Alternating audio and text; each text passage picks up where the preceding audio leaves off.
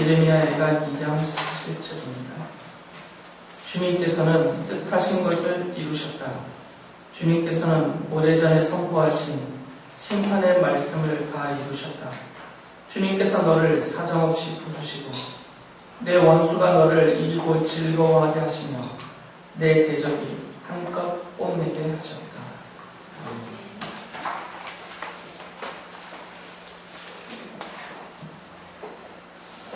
계속 살펴봤듯이 예레미야서에서 보여지는 이스라엘 사람들은 하나님을 믿지 않고 하나님의 말씀으로 살지 않았습니다. 아예 그 말씀을 들으려고도 하지 않았죠. 그 이유는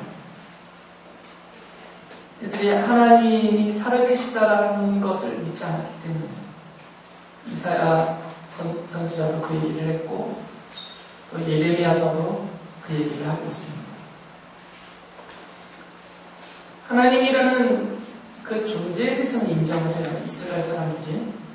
왜 그러냐면 조상 때부터 섬겨왔던 분이기 때문에 그들이 전통적으로 또 관습을 따라서 하나님이라는 여호와 하나님이라는 그 존재 자체는 그들이 인정을 합니다. 그건 전통이고 관습이고 몸에 배어있는 것이기 때문에. 그러나 그 하나님이, 그 여호와 하나님이 지금 이 시간에도 살아계시는 분이다라는 것은 믿지 않았어요. 지금 이 시간에도 살아계셔서 나의 인생의 뜻을 정하시고 그 정하신 뜻대로 행하는 분이시라는 것 자체를 이 사람들은 믿지 않았던 거죠. 예레미야서 5장 12절에 이 사람들의 그 말을 보면 그것을 분명히 알 수가 있습니다. 이 백성이 주님을 부인하며 말한다. 그는 아무것도 아니다. 어떤 재앙도 우리를 덮치지 않을 것이다. 우리는 전란이나 기근을 당하지 않을 것이다. 라고 말합니다. 17장 15절에서는 하나님을 조롱하면서 이런 말을 하죠. 백성이 저에게 빌려거리는 말을 들어보십시오. 주님께서는 말씀으로만 위협하시지 별것도 아니지 않느냐. 어디 위협한 대로 되게 해보시지. 이런 성경 구절들을 보면 이스라엘 사람들이 여호와 하나님을 알고 있어요.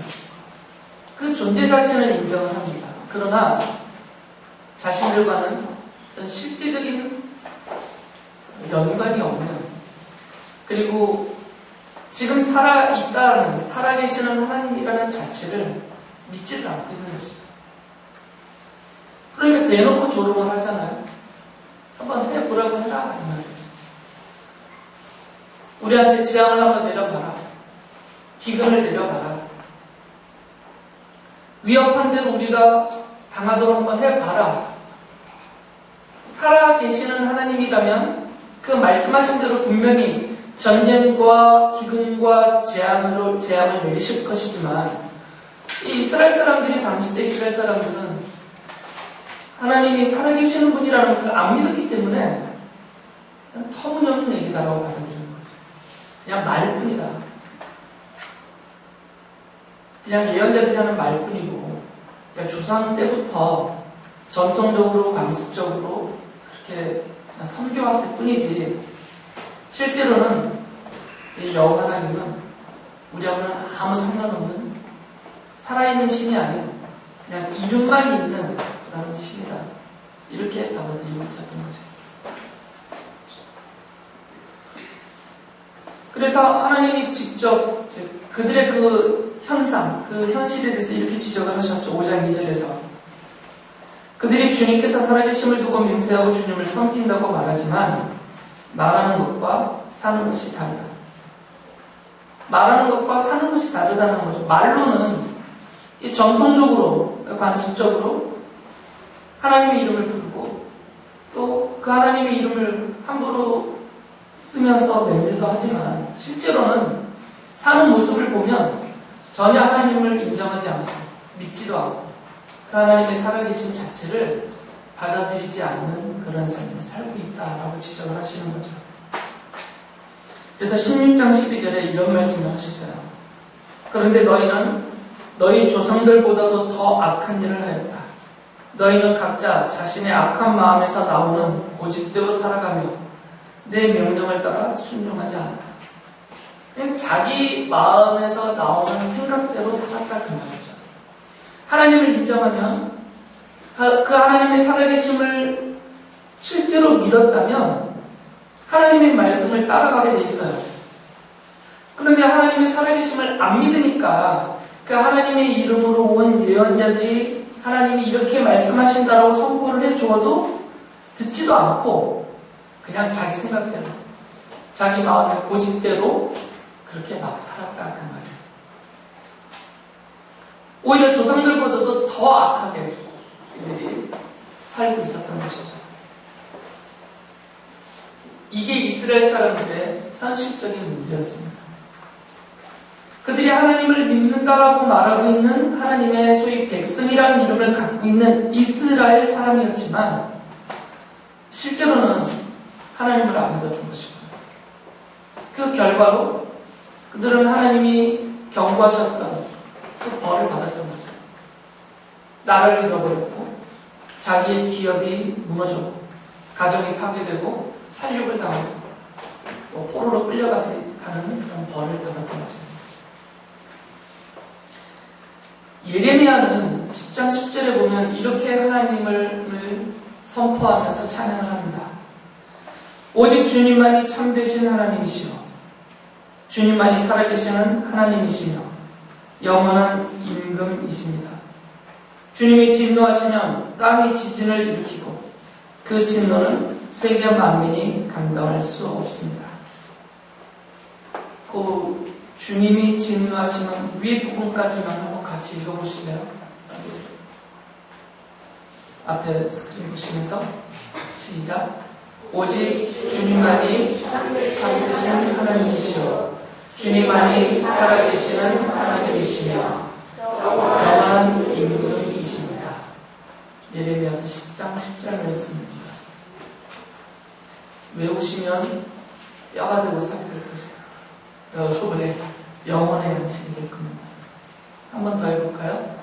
시작.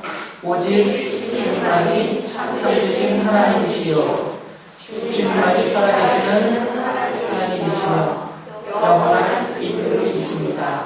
예레미야서 10장 10절 말씀. 초등부 학생들 아침에 이거 다 외우는 구절입니다. 분명히 돼서 꼭 외우실 수 있기를 바라요. 예레미야가 이같이 하나님을 살아계시는 하나님이다라고 선포하고 찬양을 하고 이스라엘 백성들에게 가르쳤어요. 그들을 향해서 이스라엘 사람들이 그것을 안 받아들였고 믿지 않았기 때문에 아니다, 하나님은 살아계시다. 하나님은 우리의 창조주이시고 우리의 구속주이시고 우리의 생명의 주이시다. 지금 하나님은 우리에게 생명을 주실 수도 있고 벌을 주실 수도 있다. 우리에게 복을 내리실 수도 있고 우리를 심판하실 수도 있다. 하나님은 살아계신 분이고 지금도 그 살아계시는 하나님이 우리와 함께 계시고 우리 하나님으로 우리를 다스리고 계시다. 계속 전했어요. 그러나 이스라엘 사람들이 들은 척도 안 하죠. 받아들이지도 않습니다. 하나님은 없다라고 생각합니다. 살아있는 분이 아니다. 이름만 있는 그런 존재다라고 받아들이기 때문에. 그래서 예레미야가 25장 3절에 보면 이렇게 탄식하며 말해요. 아몬의 아들 요시아가 유다 왕이 되어 13년이 되던 해부터 오늘에 이르기까지 23년 동안 주님께서 나에게 계속하여 말씀하셨고 나는 그것을 여러분에게 열심히 전하였으나 여러분은 그 말을 전혀 듣지 않았습니다. 라고 말합니다. 23년 동안 예레미야가 이스라엘의 선지자로 보내심을 받은 이후에 그 보냄을 받은 이후에 23년 동안 살아계신 하나님에 대해서 그리고 그 살아계신 하나님의 말씀을 이스라엘 사람들에게 계속해서 전했어요. 그런데 안 듣는 거죠. 받아들이지 않았던 것입니다. 23년 동안이나 선포하신 하나님의 말씀이 그들에게 받아들여지지 않았기 때문에 예레미야서에서 지적하는 대로 이들은 하나님을 등지고 버리고 떠났고 다른 우상들을 찾아서 가고 그들을 섬기며 이방의 풍습을 쫓아가고 자기의 마음에서 나오는 고집대로 그 어리석고 미련한 대로 전혀 하나님의 사람이 아닌 것처럼 하나님의 백성이 아닌 사람들처럼 그렇게 살아버렸던 것이죠.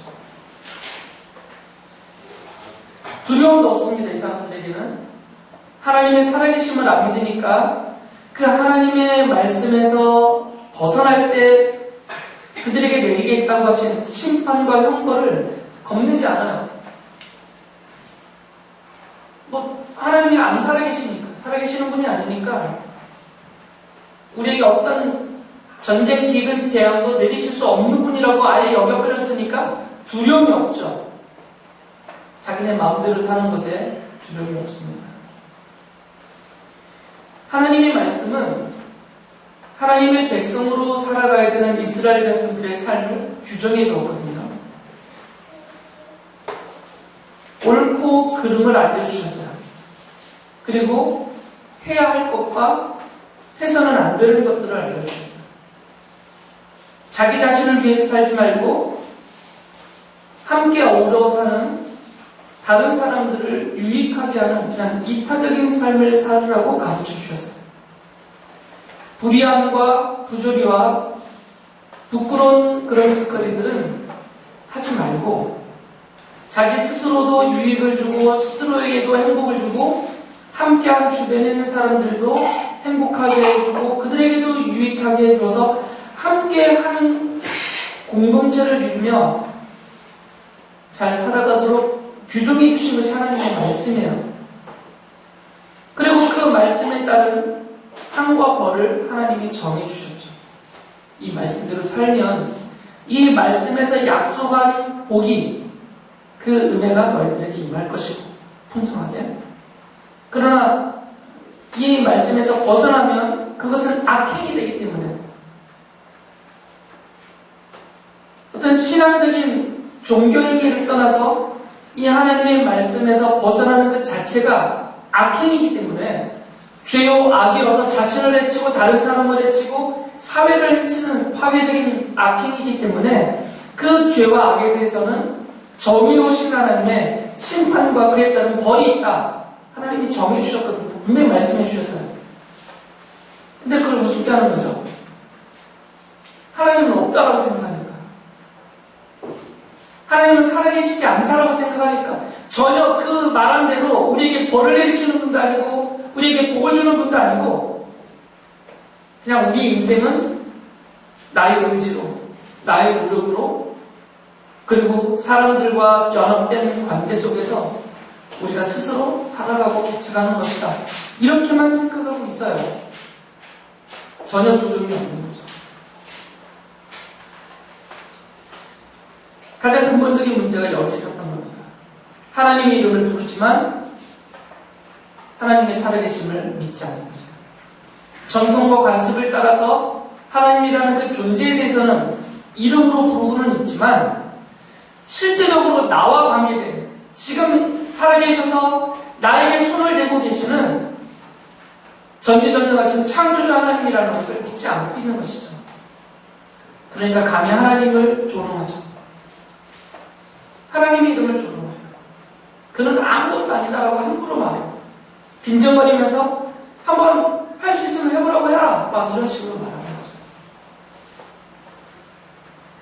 이 사람들은 심지어 하나님께서 말씀하신 대로 경고하신 대로 그들을 벌하실 때 전쟁이라든지 기근이라든지 전염병이라든지 이런 재앙이 그들에게 닥쳐올 때에도 하나님을 안 믿으니까 하나님의 살아계신 자체를 받아들이지 않으니까 이들은 하나님으로 돌아오지 않아요.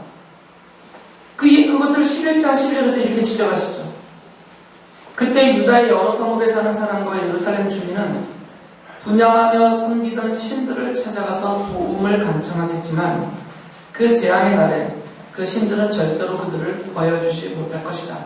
전혀 도와줄 수 없을 것이다. 라고요. 이 사람들은 재앙이 닥쳤을 때조차도 이것이 하나님이 우리에게 내리시는 벌이다. 살아계신 하나님이 지금 우리를 심판하고 계신다. 이렇게 받아들이지 않아요. 그러니까 하나님을 버리고 떠나서 다른 신 앞에 엎드렸던 그들은 그 신전으로 그 신들을 찾아가서 우리 도와달라고 구한다 말이죠. 이 재앙에서 우리를 벗어나게 달라고 하나님이 아닌 다른 헛된 우상들을 쫓아가서 그 앞에서 도움을 구하고 있다는 거죠. 하나님을 바르게 믿고 있다면, 하나님의 살아계심을 믿었다면 설령 자신들의 실수와 잘못과 그런 죄로 인해서 어떤 벌을 받는 경우가 생긴다 하더라도 그 벌을 받을 때 깨닫고 뉘우치고 살아계신 하나님 앞으로 이렇게 돌아갔을 것이에요. 용서해달라고, 이 벌을 거두어 주시라고, 그리고 나를 도와주시라고. 그런데 하나님의 존재 자체를 부정하고 살아계심을 믿지 않으니까 이 재앙이 자신들을 향해 내리신 하나님의 벌이다, 심판이다, 이런 성격으로 받아들이지 못하는 거죠. 그러니까 헛된 곳에 가서 글리피하고 거기서 도움을 구하였다 그 말이에요. 이렇게 주님의 살아계심을 믿지 않는 사람들의 삶의 특징이 있습니다. 18장 12절에 이렇게 말하죠. 내가 이렇게 말하면 그들은 이러기를 그럴 필요 없다. 우리는 우리 생각대로 살아가겠다. 우리는 각자 자신의 악한 마음에서 나오는 고집대로 행동하겠다 할 것이다. 아무리 예레미야가 하나님의 살아계심을 그들 앞에 선포하고 가르치고 그 살아계신 하나님의 진노와 심판이 임한다라고 경고를 해도 그 이야기를 듣는 이스라엘 사람들은 그것을 믿지 않았기 때문에 예레미야를 향해서 이렇게 말한다는 거죠. 우리는 우리 생각대로 살아가겠다. 고집스럽게 자신의 생각을 옳다 하면서 내가 생각하는 대로 나는 행동하겠다. 이렇게 말한다는 거죠.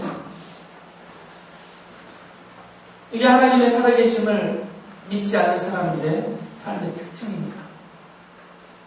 내 생각대로 하겠습니다. 그리고 그것을 고집스럽게 계속 지속해 나가는 겁니다. 이게 우리 인간의 본성이기 때문에요. 인간 본성의 가장 큰 특징은 자율성이잖아요. 자율적인 인간. 이게 이상형입니다. 인간은 누구의 간섭도 받지 않고 억압과 눌림 없이 자신의 생각하는 대로 이 생각조차 강압 없이 강요된 생각 없이 스스로가 생각하고 스스로가 결정을 하고 스스로가 계획을 해서 자기 스스로의 힘으로 살아가는 것. 이게 가장 인간적인 인간상이에요. 자율적인 인간이죠. 하나님의 살아계심을 부정하고 또 그 하나님의 간섭을 배척하는 사람들은 다 그렇게 산다는 거죠. 이 예레미야 시대 때 이 이스라엘 사람만이 아니라 오늘날까지 이 땅에 존재했던 모든 인류가 다 그렇습니다. 하나님을 부정하고 거부하는 사람들은 다 이렇게 스스로 살려고 해요. 자기의 생각대로. 그리고 그 생각을 고집하며 사는 것이죠. 우리라고 크게 다르지 않습니다. 교회를 나오며 하나님의 자녀라고 스스로 믿고 사는 사람들조차도 실질적인 삶에서는 이것과 그다지 다르지 않습니다. 자기 생각대로 살아요. 자기의 고집 그대로 살고 있습니다.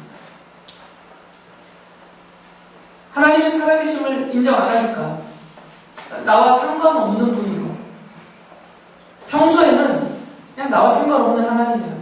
정말 살아계시는 것인지도 모르는 어떤 문제가 생기거나 나 스스로 해결할 수 없는 상황이 닥치면 이제 그때 하나님을 찾아가는 거죠.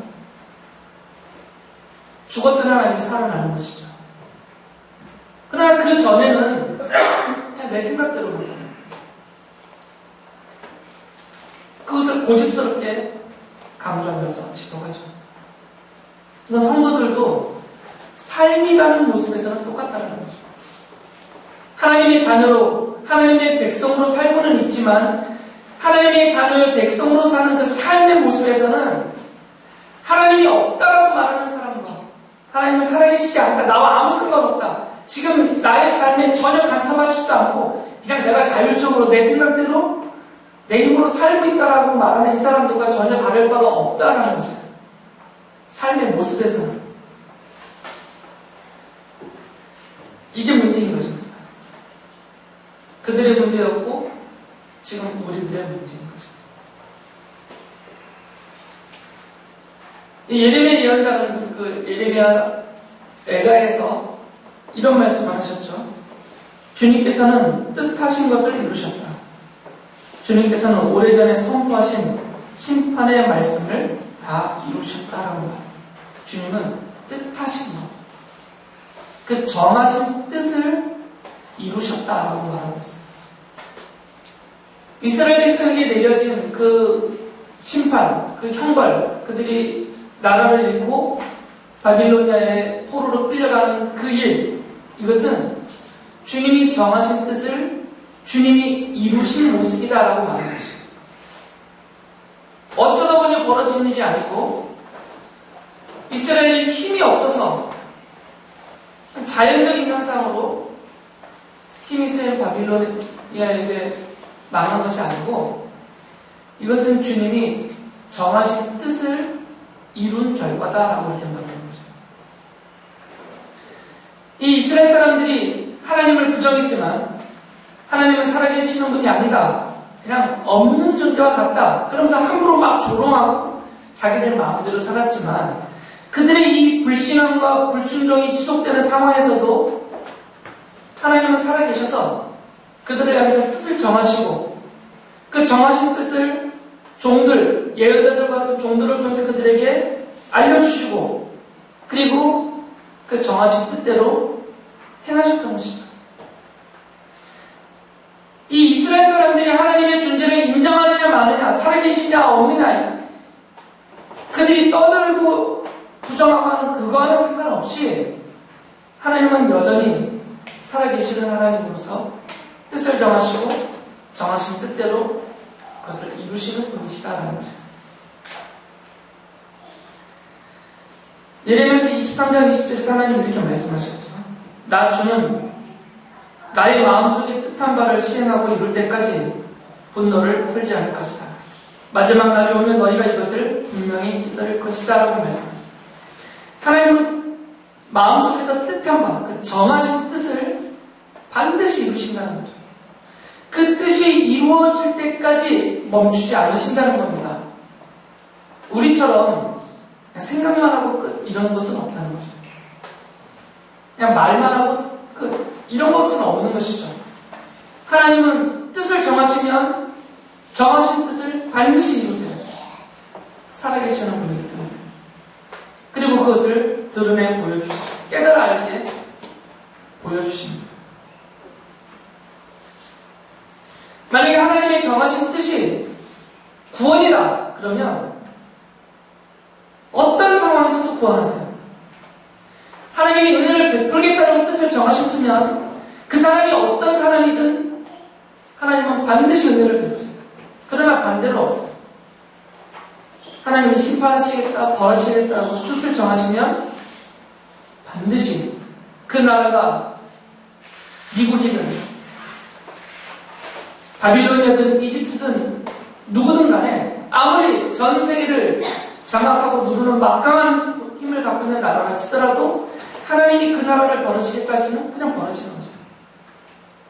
그러나 아무리 힘이 없고 보잘것없고 연약하여도 내가 구원하겠다, 내가 도와주겠다, 내가 복을 주고 은혜를 베풀겠다고 정하시면 반드시 그렇게 하신다는 것이죠.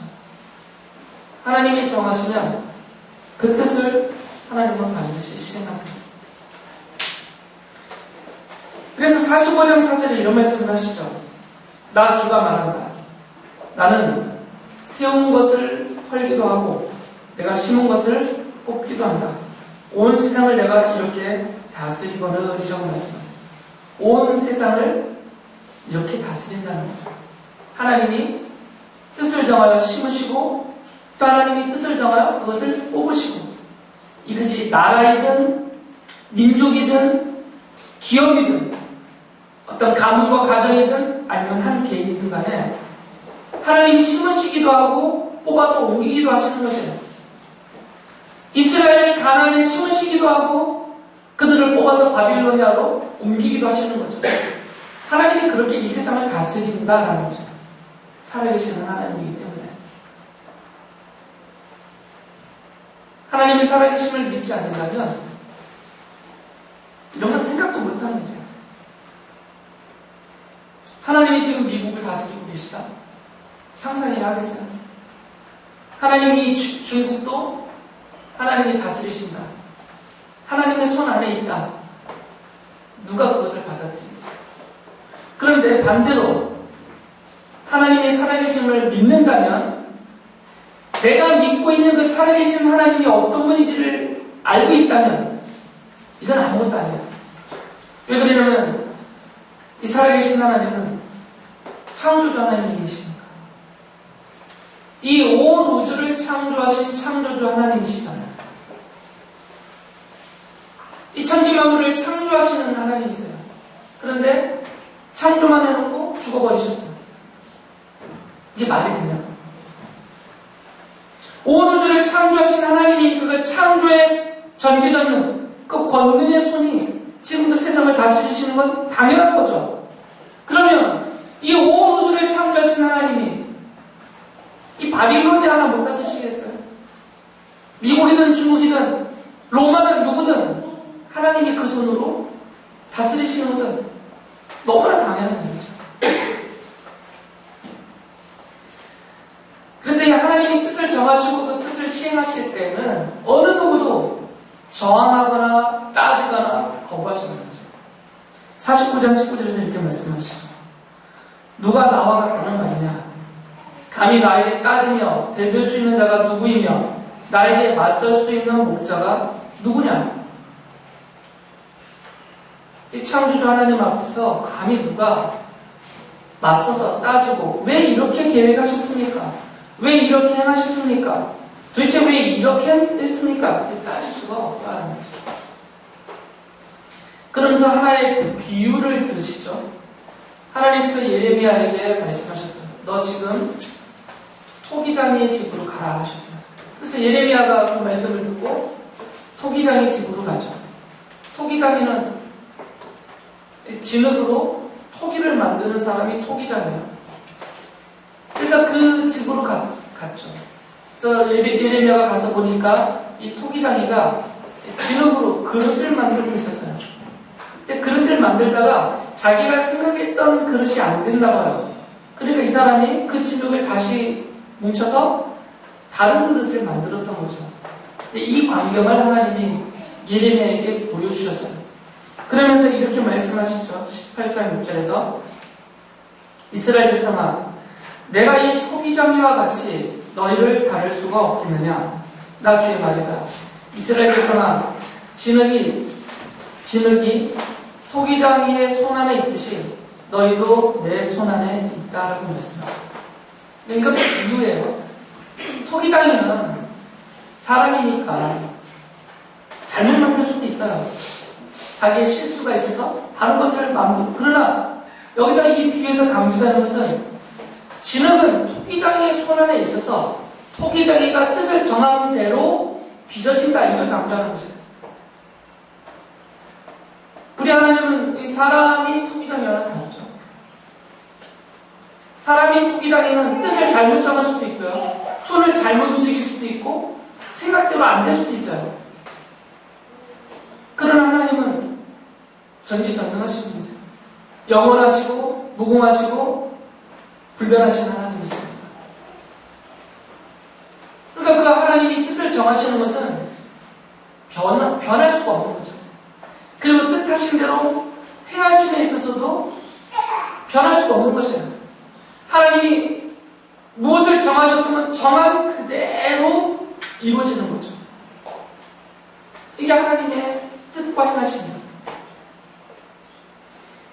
그러면서 하나님이 하신 말씀은 이스라엘 너희들은 토기장이의 손 안에 있는 저 진흙더미와 같다.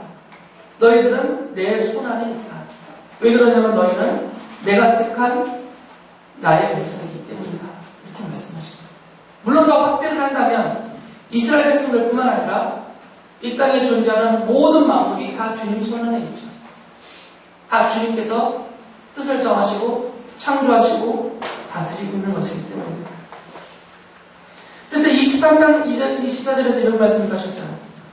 사람이 제 아무리 은밀한 곳에 숨는다고 하여도 그는 내 눈에서 벗어날 수가 없다. 나의 주의 말이다. 내가 하늘과 땅 어디에나 있는 줄을 모르느니라. 사람들이 주님을 피할 수 있다라고 생각하지만 말이 안 된다는 거죠. 왜 그러냐면 사람이 피하여 가는 그곳, 그 자리가 주님이 만드신 것이기 때문에 주님이 만드신 이 온 우주 안에 주님이 안에 계시는 곳이 어디 있겠어요? 주님의 생각이 미치지 않는 곳, 주님의 손길이 미치지 않는 곳이 어디나 있겠어요? 주님 눈에서 벗어나서 피할 곳이 어디가 있겠습니까? 17장 9절 10절에서 이렇게 말씀하시죠. 만물보다 더 거짓되고 아주 썩은 것은 사람의 마음이니 누가 그 속을 알 수 있습니까? 각 사람의 마음을 살피고 심장을 감찰하며 각 사람의 행실과 행동에 따라 보상하는 이는 바로 나 주다라고 대답합니다. 우리 주님은 사람의 마음까지 다 살펴서 하시는 겁니다. 다 살펴서. 모르시는 것이 없는 거죠. 시편 139편에서 다윗이 한 고백일 것 같습니다. 그러니까 하나님 앞에서는 피하여 숨을 곳도 없고 그 하나님 앞에서는 가리고 숨길 수도 없다. 그 말이에요. 하나님 손 안에 있기 때문에.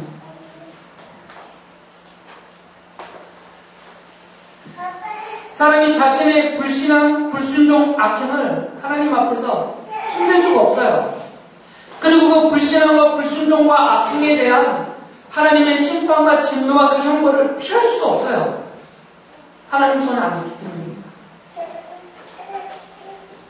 하나님은 그가 어디에 있든지 그리고 언제든지 무엇을 하든지 다 아시고 다 보고 그 정의로우신 심판을 내리시는 분이시기 때문에 이사야 예언자도 이렇게 말을 합니다. 이사야서 64장 8절 보면 그러나 주님은 우리의 아버지이십니다. 우리는 진흙이요 주님은 우리를 빚으신 토기장이십니다. 우리 모두가 주님이 손수 지으신 피조물입니다. 그래서 45장 9절에 보면 질그릇 가운데서도 작은 한 조각에 지나지 않으면서 자기를 지은 이와 다투는 자에게는 화가 닥칠 것이다. 진흙이 토기장이에게 너는 도대체 무엇을 만들고 있는 거냐 하고 말할 수 있겠으며 내가 만든 것이 너에게 그에게는 손이 있으나 마나이다 하고 말할 수 있겠느냐 라고 말해. 이게 믿음인 거죠. 나는 주님 손 안에 있는 진흙에 불과하다. 주님이 정하신 뜻대로 나를 빚으시고 이끌어 가실 것이다.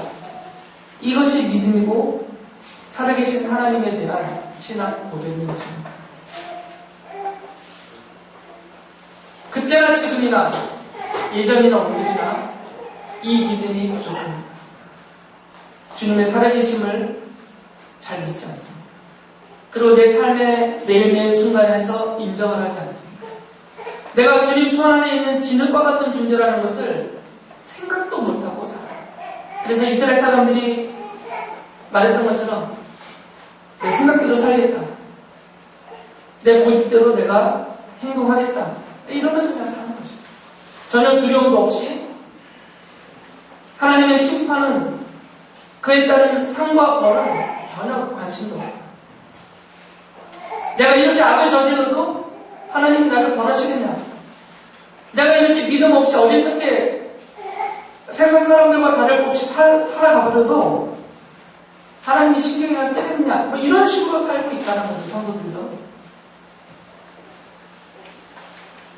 문제는 지금 창조주 하나님이 지금도 살아계셔서 지름과 같은 나를 그 손 안에서 빚어지고 다루고 계시다는 것을 믿지 않기 때문에 그 믿음이 우리에게 부족한 거죠.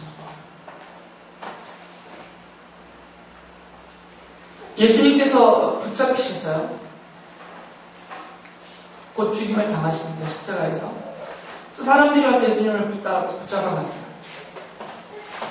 마태복음 26장 56절 보면 그때 제자들이 다 도망갔죠. 예수님을 버리고. 왜냐면 자기도 같이 붙들려가면 같이 죽으니까. 예수님이 붙잡히실 때 제자들이 다 도망갔어요. 그리고 마태복음 26장에 보면 베드로는 3번이나 예수님을 부인했죠. 예수님이 심지어는 죽으셨다가 다시 살아나셨어요. 부활하셔서 제자들에게 여러 차례 나타나셨는데 그 주님의 부활하심을 보고도 심지어 의심하는 제자들도 있었어요. 유령이라고. 주님의 부활을 직접 경험했던 마리아가 제자들을 찾아와서 예수님이 다시 살아나셨다라고 그들에게 전해졌을 때 이 마리아의 말을 이 제자들이 믿지 않았어요. 마가복음 16장 11절은 그것을 기록해놨습니다. 그러나 그들은 예수가 살아계시다는 것과 마리아가 예수를 목격했다는 말을 듣고서도 믿지 않았다라고 합니다. 그 중에 한 명이 이 도마 같은 제자는 자기가 직접 예수님의 그 상처에 십자가에서 죽으실 때 상처난 손과 발, 못을 박았기 때문에 그리고 창으로 찔린 옆구리 내가 그 상처에 직접 손을 넣어보고 만져지면 그때 내가 예수께서 다시 살아나셨다는 것을 내가 믿겠다 이렇게까지 말했어요. 아무도 안 믿었던 거죠. 주님이 살아나셨고 지금 살아계시다는 것을 제자들이 안 믿었어요. 예수님이 부활하신 다음에 40일 동안 이 땅에 계시면서 제자들에게 여러 가지 모습으로 여러 차례 나타나셨죠. 사도행전 1장 3절에 이것을 기록해 놓았습니다. 예수께서 고난을 받으신 뒤에 자기가 살아계심을 여러 가지 증거로 드러내셨습니다. 그는 40일 동안 그들에게 여러 차례 나타나시고 하나님 나라에 관한 일들을 말씀하셨습니다. 그래서 이 40일 동안 예수님의 부활과 다시 살아나심과 지금 살아계심을 직접 여러 차례 여러 방편으로 이렇게 경험했던 제자들이 그제서야 주님의 살아계심을 믿고 확신한 다음에야 이 제자들이 바뀌었어요. 다 도망쳤던 제자들이, 의심했던 제자들이, 믿음이 없었던 제자들이 이제 주님이 살아나셨고 지금도 살아계시다라는 것을 확실하게 경험하고 확신하고 나니까 이들이 이제 죽음조차 두려워하지 않으면서 사람들 앞에 나가서 주님의 살아계심을 증언했죠. 주님의 십자가의 죽으심과 부활하심을 그들이 증언을 했습니다. 고린도서 4장 11절에 이렇게 사도 바울이 말했죠. 우리는 살아있으나 예수로 말미암아 늘 몸을 죽음에 내어 맡깁니다. 그것은 예수의 생명도 또한 우리의 죽을 육신에 나타나게 하기 위함입니다. 죽는 것도 걱정 없다 그 말이에요. 우리가 지금 살아있지만 죽음 앞에 나서는 것도 두렵지 않다. 왜 그러냐면 주님이 살아계시기 때문에. 주님이 살아계시기 때문에 우리 또한 영원히 살 것이라는 것을 죽음 너머에서 영원히 살 것을 믿고 있기 때문이다라고 고백하는 것이에요. 시편의 시인은 그래서 이렇게 고백을 합니다. 시편 42편 2절에 보면 내 영혼이 하나님 곧 살아계신 하나님을 갈망하니 내가 언제 하나님께로 나아가 그 얼굴을 배울 수 있을까? 42편 8절에서는 낮에는 주님께서 사랑을 베푸시고 밤에는 찬송으로 나를 채우시니 나는 다만 살아계시는 내 하나님께 기도합니다. 라고 합니다.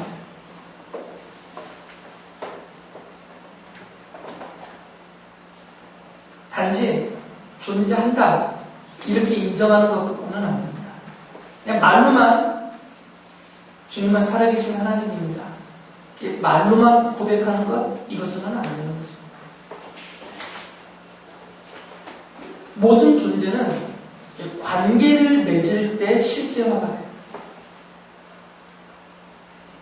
제 누님이 미국에 계십니다. 수십 년 전에 헤어져서 미국에 계시는데, 제가 아주 어렸을 때 미국에 가셔서 지금까지 살아계시는데, 평소에는 있는지도 몰라요. 그럼 생각도 안 해요, 누나가. 저에게 분명히 누나라는 존재는 있어요. 살아있어요, 지금 미국에. 하지만 그 존재 자체가 저에게는 없는 거랑 똑같아요. 평소에 그러고 살아요. 그러다가 어느 날 전화 통화를 하든지 아니면 서로 문자를 나누면 그때 누나가 살아계시는 게, 살아있다라는 게 제게는 실제가 되는 거죠. 그러니까 누나가 존재로서 나에게 다가온 거죠. 관계가 맺어질 때 모든 존재는 그런 관계 속에서 살아가면서 존재를 해요. 우리가 아무리 입으로 하나님은 살아계시다라고 말을 한다 하더라도 그 살아계신 하나님과 관계가 없으면, 실제적인 만남이 없으면 하나님은 없다라고 말하는 이스라엘 사람들과 똑같은 것이에요. 그는 아무것도 아니다라고 말하는 그들과 전혀 다를 바가 없는 것이 된 것이죠. 이 맞닥뜨림이 있어야 돼요. 이렇게 관계가 맞닥뜨림이 있을 때만 우리에게는 뚜렷하게 드러나기 때문에, 그리고 그것이 실제적으로 우리에게 와닿기 때문에 우리가 주님은 살아계신 하나님입니다라고 고백도 해야 되지만, 그 살아계신 하나님이 정말 살아계시다는 것을 내가 경험하려면, 그리고 그것을 실제적으로 내가 느끼며 살려고 한다면, 그래서 내 고집을 버리고 내 악한 생각을 버리고 그냥 내 마음대로 살아가는 삶의 행태를 바꾸려고 한다면 살아계신 하나님을 만나야 돼요. 실제적인 이런 맞닥뜨림이 있어야 된다는 거죠. 이 시인처럼. 그래서 시인은 갈망하는 거잖아요. 내가 언제나 하나님 앞에 나가 하나님을 배울까? 나는 살아계신 하나님 앞에 내가 기도합니다. 나름대로 방법을 찾고 있는 것이죠. 우리가 신앙인으로서 형편없는 모습을 갖고 사는 이유는 주님을 만나지 않기 때문에, 실제적인 맞닥뜨림이 너무나 보잘것없고 약하기 때문입니다. 방법은 여러 가지가 있습니다. 이 시인처럼 기도로서 주님을 만날 수 있어요. 그가 주님의 이름을 부르며 주님 앞에 진심으로 기도할 때 그에게 하나님은 살아계시는 하나님으로 존재하는 거죠. 그것을 경험하게 되는 거죠. 온 마음으로 주님을 찬양할 때, 예배할 때 살아계신 하나님의 기록된 말씀을 깊이 읽고 묵상하며 생각하고 그 말씀대로 살아보려는 애씀이 있을 때, 바로 그때 살아계신 하나님을 만나고 있는 장면이에요. 그럼 주님의 살아계심이 내게는 실제적으로 경험되어지는 것이죠.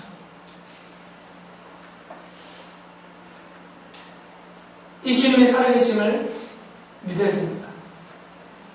그리고 이 살아계신 주님이 이 전지전능하신 창조자 하나님으로서 우리 여호와 하나님께서 뜻을 정하시고 그 정하신 뜻을 반드시 이루신다는 것을 믿어야 돼요. 그 하나님의 손 안에, 그 손 안에 존재하고 있는, 삶이 있는 진호가 같은 자라고 나를 겸손하게 인정하고 받아들여야 됩니다. 그리고 그 주님을 실제적으로 만나는 삶이 우리에게서 더 강화될 때 우리가 하나님의 자녀답게 살 수 있는 것입니다. 하나님이 약속하신 그 은혜와 사랑과 복을 실제적으로 누리며 살 수 있게 되는 것입니다. 그들은 말하는 것과 사는 것이 다르다. 주님이 책망하셨어요. 우리를 보시면서도 너는 말하는 것과 사는 게 다르구나. 이러실 수 있는 거죠. 얼마나 안타깝습니까? 주님이 우리를 보면서 말로는 하나님을 믿는다고 하고 말로는 주님의 말씀대로 살겠다고 하는데 실제 사는 것 보니까 너 너무 다르다. 주님의 살아계심을 받아들이지 않기 때문입니다. 여러분이 이 말씀을 깨닫고 살아계신 주님을 실제적으로 더 힘써서 만나면서 그것을 누리며 살아갈 수 있기를 바랍니다. 그런 마음의 다짐을 가지고 같이 한번 소리 내셔서 너무 이 말씀을 부호에 지는 것은 아니고 믿음의 고백과 나의 다짐으로 같이 소리를 내셔서 한번 해보겠습니다. 다 같이 시작. 주님은 살아계신 나의 하나님이 계십니다. 늘 이 고백을 여러분이